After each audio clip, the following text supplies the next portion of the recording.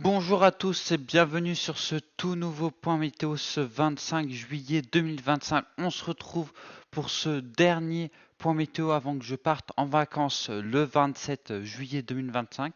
On va parler de la situation de ce week-end et un petit peu parler de la situation de la semaine prochaine.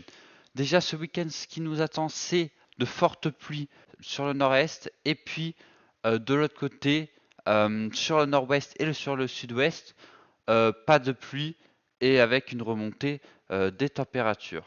Vous allez le voir avec GFS juste ici, avec des remontées de température à peu près sur tout le pays. Voilà, un petit peu moins du côté du nord-est et du sud-est où il y a quelques pluies qui pourraient passer sur l'est du pays.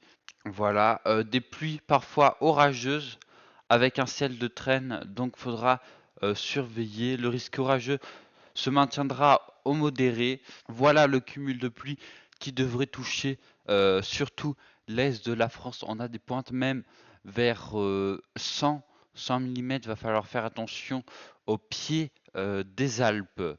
Rien de folichon. Donc ces pluies viennent du nord et nous impacter directement sur la France, surtout sur le nord-est, pendant que nous, on bénéficie de l'anticyclone des Açores qui protège bien l'ouest du pays de ces pluies.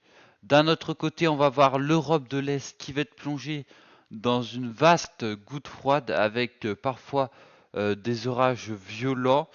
Va falloir que je fasse attention sur le nord de l'Italie.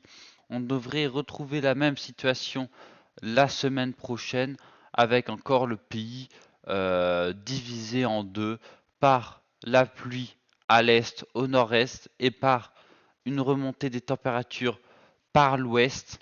Pour le retour de forte chaleur, va falloir attendre assez longtemps, va falloir attendre à peu près mi-août pour avoir le retour de forte chaleur. Normalement, on devrait avoir des gouttes de froid qui devraient arriver par le nord, le Groenland, et qui devraient nous impacter et donc éviter les périodes de forte chaleur et de canicule. Voilà, c'est tout pour ce point météo. Je vous dis à la prochaine. Ciao, ciao.